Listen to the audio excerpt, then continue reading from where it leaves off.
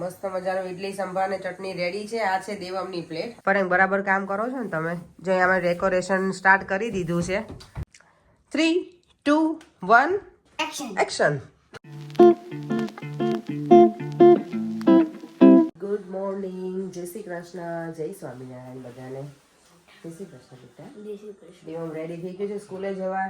Lunch પણ બનાવી દીધું છે. આજે એના લંચમાં મેં મૂક્યું છે થેપલા, દહીં અને બનાના. ઓકે, બનાના છે સ્કીન સાથે રાખી છે પછી કાઢી નાખી. ચાલો ને બેટા. Okay okay. અને આજે ઠંડી થોડી વધારે છે ને દેવામાં છે ને પગમાં બહુ લાગતી. એમાં થર્મલ પહેરાયું છે. ફર્સ્ટ ટાઈમ એને પહેર્યું છે થર્મલ. એવડી ક્યારેય પહેરતો પહેલા ક્યાં પહેર્યું છે બેટા આપણે ક્યારેય તો પણ ઉપરનું પહેર્યું છે, નીચેનું નથી. દેવમને સ્કૂલે જવાનો ટાઈમ થઈ ગયો છે ને ડ્રોપ કરી અને પછી આજે મારે આ ચણિયાનું હજી મારું કંઈ થયું નથી સેટિંગ, એટલે હવે આજે તો મારે કરવાનું જ છે ગમે એમ કરીને, એટલે કરી નાખીશ. અને જે બીજા વધારાના કામ હશે એ પૂરા કરીશ. આજની દિનચર્યા તમને બતાવીશ જેમ જેમ હું દિવસ જતો જશે એમ શું કરું છું એ. અને યસ, વિડીયોને ઇન બિટવીન તમને કહી દઉં છું લાઇક, શેર અને સબસ્ક્રાઈબ કરતા રહેજો. અને વિડીયો એન્ડ સુધી જોવાનું ભૂલતા નહીં, રાઈટ દેવમ? અને આજે છે ને ડિનરમાં કંઈક સ્પેશિયલ બનવાનું છે, તડકતું ફડકતું. દેવમને નહીં કહું, એના માટે સરપ્રાઈઝ છે. હે આજની મોર્નિંગ જો કેટલી સરસ મજાની છે. સુરત થોડા થોડા બહાર દેખાય છે. અને વેધર તો અપડેટ આપી દઉં ને તો વેધર ઓકે છે. આજે એટલી બધી ઠંડી નથી, માઇનર છે એમ. પણ ગુરુવાર ને શુક્રવારની તો બહુ જ બતાવે છે. સેટરડે સન્ડે રેઇન પણ બતાવે છે. ભગવાનને હું પ્રે કરું છું વરસાદ ના આવવો જોઈએ ખાલી 2 દિવસ માટે, કારણ કે મેરેજ છે ને તો શાંતિથી ખબર ને ફંક્શન પતી જાય ને પછી વાંધો નહીં. હવે વરસાદ આવે ને તો પછી બધું થોડુંક આમે તો બધું પતી જાય. આપણે જે પ્રસંગ શરૂ કરવાના હોઈએ પણ મજા બહુ, આપણે જે કપડાને બધું પહેરીએ ને તો વરસાદમાં મજા ના આવે. એટલે ચાલો દેવને સ્કૂલે મૂકીને પછી બીજા કામ સ્ટાર્ટ કરીશું. બધું કામ પતાવીને બહાર નીકળ્યા છે, થોડું વસ્તુ લેવાની હતી એટલે. અને અત્યારે છે કોમેન્ટ હતી મંદા પટેલની કે દેવમના હેર કટ માટે થઈને ગઈકાલે મેં વિડીયો મૂક્યો છે ને આજના વિડીયોમાં કે દેવમના હેર છે ને 2 દિવસમાં સરસ થઈ જશે. હોપફુલી થઈ જવા જોઈએ. થોડાક અમને એવું લાગે છે કે એના હેર અમને છે ને વચ્ચેના લોંગ રાખવાના હતા અને થોડા શોર્ટ વધારે થઈ ગયા છે. એટલે દેવમે ગઈકાલે મને કહેતો હતો રાત્રે તો કે મમ્મા મારા હેર થોડા વધારે શોર્ટ કરી નાખ્યા છે. કંઈ વાંધો નહીં, ગ્રો થઈ જશે. પણ આજે મોર્નિંગમાં એને બહુ કમ્ફર્ટેબલ હતા જ્યારે હેર વોશ કરીને આવે ને નીચે ત્યારે બ્રશ કરવામાં. તો thank you so much Manda Patel comment કરવા માટે. 3, 2, 1 એક્શન. ચલો સ્ટાર્ટ કરી દો. એક્શન. તે હોમવર્ક કરી લીધું મારા દીકરાએ? હા. કેવો રે તારો આજનો દિવસ સ્કૂલમાં? સારું. ઠંડી લાગી હતી આજે? દેવમ તો સ્કૂલેથી ઘરે આવી ગયો છે અને આજે બાય બાય નહીં અહીંયા આજે ડિનરમાં છે ને એક મસ્ત વસ્તુ બનવાની છે. દેવમને ખબર નથી but he can think, I think ગરમ હશે બેટા. બોલ શું હશે દેવમ? એમાં નહીં બેટા, એ નથી ખોલવાનું. તો એમાં જ તું વિચાર કરી લે કે આ બધું જોઈને કે તને શું લાગે છે કે શું બનાવશે મમ્મા આજે.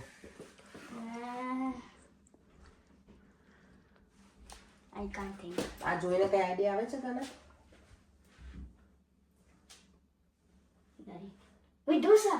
ઢોસા નું બીજું શું બનાવે મમ્મા? ઢોસા હોય કે તને બીજું શું ભાવે છે?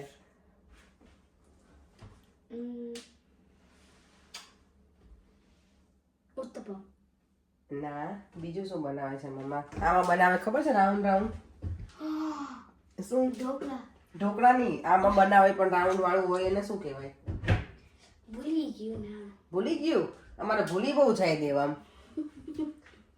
ઈડલી.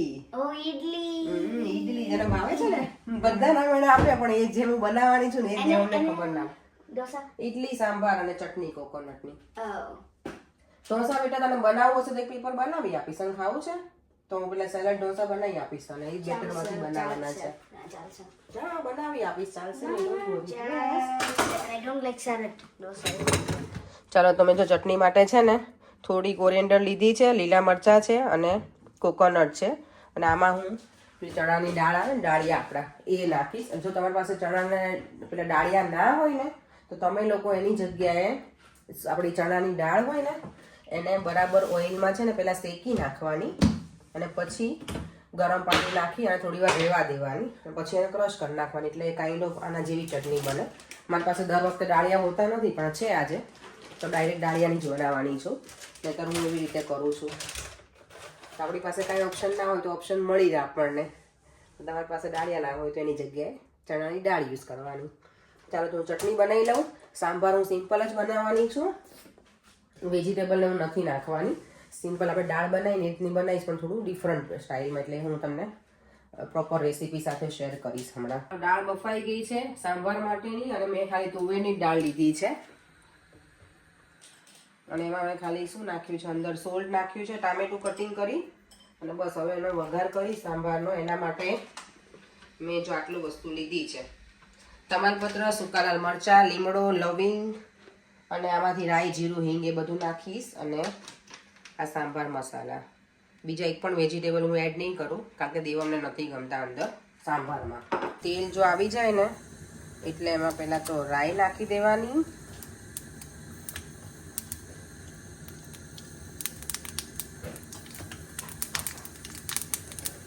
પછી આ સૂકા બધા મસાલા છે ને એ લવિંગ નાખ્યો ને ધ્યાન રાખવાનું, લવિંગ જો તેલમાં ઉડે ને તો હેરાન થઈ જઈએ, મોઢા ઉપર આવ્યું હોય ને તો. જીરું,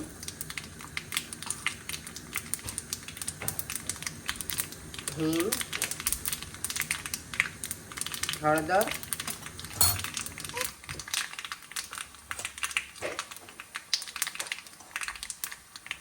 લાલ મરચું. કારણ કે મેં લીલું મરચું નથી નાખ્યું એટલે મેં થોડું વધારે, પછી ગેસ બંધ કરી દેવાનો એ તમારો મસાલા છે ને બધા બળી ના જાય. અને આ સાંભાર મસાલો મારા એક હાથમાં ફોન પકડેલો છે ને એટલે થોડુંક આવું થશે, પણ થોડોક વધારે નાખવાનો, જે હું હવે નાખી દઈશ. જો સાંભાર માટેનો મેં વઘાર કરી નાખ્યો છે. હવે આને ઉકળવા દેવાનો ધીમા ગેસે, 20 થી 25 મિનિટ જેવું ઉકળવા દઈશ ધીમા ગેસે, એટલે મસ્ત મજાનું રેડી થઈ જશે.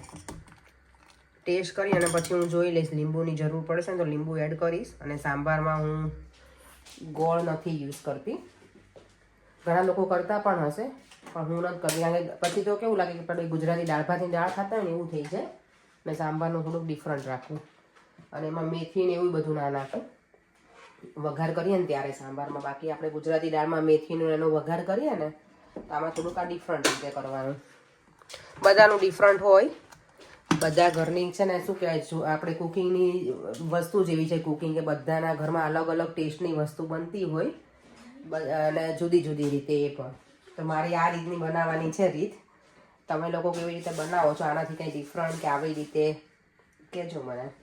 અને ચાલો હવે હું ચટણી પીસી અને પછી આનો પણ ચટણીનો હું પછી વઘાર કરી લઈશ, તો એ પાછું રેસીપી શેર કરું.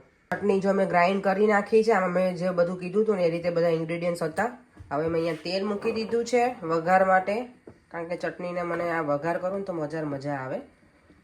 આમાં ખાલી રાઈ અને અડદની દાળ નાખીશ અને અહીંયા સૂકું લાલ મરચું આની ઉપર મૂકી દીધું છે, એની ઉપર ગરમ ગરમ તેલ નાખી દેવાનું. સૂકા લાલ મરચાંનો કલર છે ને એમનો મસ્ત રહેશે, એકદમ રેડ, બળી ના જાય. અને અહીંયા જો સંભાર મસ્ત મજાનો ઉકળે છે. અને તમને જો મારી અવનવી રેસીપી ને બધું જોવું હોય, મારા વિડીયો એવરીડેના વ્લોગિંગ ને બધું, તો વિડીયોને લાઇક, શેર અને સબસ્ક્રાઈબ કરવાનું ના ભૂલતા. જો તેલ અહીંયા આવી ગયું છે તો એમાં આપણે ઉમેરી દઈશું રાઈ અને અડદની દાળ. આ બધા વઘાર કરીને એટલે ગેસની હાલત એટલી ભયાનક થઈ જાય છે ને મારે કે ના પૂછો વાત. થોડી વાર આને અડદની દાળને છે ને આમાં તેલમાં શેકાવા જ દેવાની આવી રીતે, એટલે એનો ટેસ્ટ મસ્ત આવશે પછી જશે ને જ્યારે વઘારમાં ત્યારે.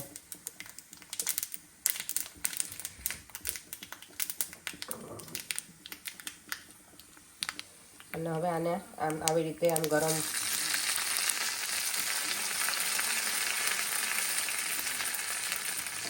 એટલી સરસ સ્મેલ આવે છે ને, ફોનમાં તમે સ્મેલ તો ના લઈ શકો, સોરી, આપણે કોઈ પણ કંઈ વસ્તુ બનાવતા સ્મેલ ના લઈ શકીએ, પણ આમ લાગે કે ઓ એટલી સરસ. જ્યારે અડદની દાળ શેકાય ને તેલમાં ત્યારે બહુ જ મસ્ત સ્મેલ આવે એની. અને મારી અહીંયા ચટણી બનીને થઈ ગઈ છે રેડી. અહીંયા મારો સંભાર ઓલમોસ્ટ ઉકળી ગયો છે. હવે જો મેં જેમાં લીંબુ એડ નથી કર્યું કારણ કે મેં ટેસ્ટ જ નથી કર્યો. હમણાં કરી અને પછી ચેક કરી લઉં છું હવે.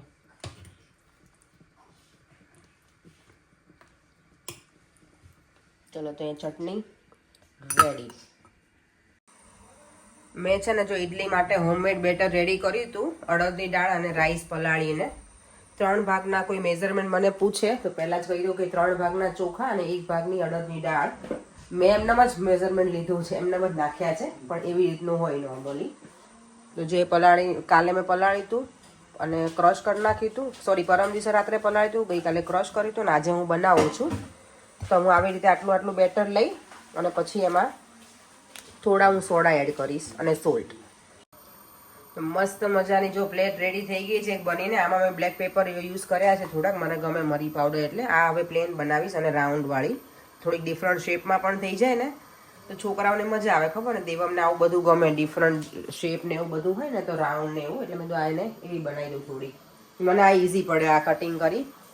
નાના નાના પીસ હોય ને તેના ઉપર આપણે સાંભાર નાખીને મજા આવે, તો હાથથી કટકાઈ ના કરવા પડે. પણ દેવમને થોડુંક ડિફરન્ટ લાગે એટલે હું આ રીતે. આમાં હું મરી પાવડર નહીં નાખું, સોરી રાઉન્ડવાળીમાં આમાં મેં નાખ્યા છે. એટલે સરસ મજાની મારી ઇડલી બનીને રેડી થઈ ગઈ છે. આ ઢોકળા જેવું મેં કર્યું છે, એટલે પીસ પાડે છે ને ઢોકળા જેવું લાગે, પણ ઇડલી જ છે આ. જો હું એક પીસ તમને ખોલીને પણ બતાવું કે કેટલી સરસ સ્પંજી બની છે. જો કેટલી મસ્ત સોફ્ટ અને સરસ મજાની બની ગઈ છે મારી ઇડલી રેડી. કેટલી ફૂલી ગઈ છે. જો મેં આટલું બધું પેલું કર્યું નહોતું પણ મસ્ત બની છે, એકદમ સોફ્ટ. અત્યારે ઇડલી બને છે ને તો પરેક મને કે ટેસ્ટ કરાવ, અને પછી આવી મને કહે છે કે આમ તો છોકરાના બર્થડેમાં છે ને કેક નહીં લાવવાની, કે આવી રીતે ઇડલી બનાવી અને આના પીસ કરીને એ આપવાના. ઇડલી હોય પછી ગાજરનો હલવો હોય, એ બધું પ્રોપર કેક જેવું જ બનાવવાનું, પછી કટિંગ કરવાનું. એવું પરેકને હવે એવો આઈડિયા લાવવો છે કે નેક્સ્ટ ટાઈમથી આપણે એવું કરશું, બર્થડેમાં કેક નહીં લાવવાની. કે કારણ કેક ઘણી વખત શું થાય, વેસ્ટ થાય છે ને. કેક મોટા લોકો ખાતા બી નથી એટલી, અને ગળી હોય, ખબર શુગર હોય એટલે પછી મજા ના આવે. જો આમાં પરેને તો અત્યારથી શરૂ થઈ ગયું છે. ડિનર ટાઈમે હવે ખાઈશું ને. ચલો જમવા.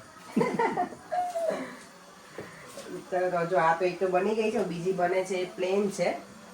ડિફરન્ટ થોડીક બનાવીશ. ચટણી અને સાંભાર અને દેવણ કીધું તો ઢોસા, એટલે કદાચ હું જોઈશ સરખું સેટ થશે ને તો મને એકાદ બનાવી આપીશ. અત્યારે ટ્યુશનમાં ગયો છે એટલે તો ફટાફટ હવે આ પતી જાય એટલે હું ફ્રી થાઉં કિચનમાંથી. મસ્ત મજાનું ઇડલી સંભાર ને ચટણી રેડી છે. આ છે દેવમની પ્લેટ. અમારા માટે તો મેં સ્ક્વેર પીસ બનાવ્યા છે. જો Devam, is for you. Thank you. જો અમે લોકો ડિનર કરવા બેસી ગયા છીએ બધા. દેવમે તો અહીંયા અડધું ખાઈ પણ લીધું. દેવમ, કેવી લાગી તને ઇડલી ને બધું? સૌથી વધારે શું સારું છે બધામાંથી? ઇડલી. પરેન, તમારા માટે શું વધારે સારું હતું? દાળ ઇડલી સારી છે, ચટણી મસ્ત છે. એવું છે? ચટણી મસ્ત છે, જોરદાર. અને ઓમ તારી માટે સાંભાર કોમેન્ટ કરી હતી ને કે ઓમ અમારા સાથે કેમ ડિનર નથી કરતો? જો આજે વહેલો આવી ગયો ને તો આજે અમારા સાથે એ કોલેજ ગયો હોય ને તો એ ફરતો આવે અમારો ઓમ એટલે. અને હવે ઠંડીનું પ્રમાણ વધી ગયું, ઘણી વખત એને બસ ટાઈમે મળે નહીં તો વધારે લેટ હોય ને ઓમ. અમે લોકો જમીને ફ્રી થઈ ગયા છીએ અને જઈએ છીએ મોટા મમ્મીનું ઘરે. મોટા મમ્મીનું ઘરે કે મોટા પપ્પાના? મોટા પપ્પાનું. અમે લોકો ત્યાં જઈએ છીએ. વાના રસમ છે ગુરુવારે, તેનું ડેકોરેશન થોડું કરવાનું છે ને તો હેલ્પ કરાવવા માટે. હા બેટા બોલો. એક તમને ટાસ્ક આપીશ તમને. શું? મિની તમને એક વખત ટચ કરો, કશું જ ના કરે.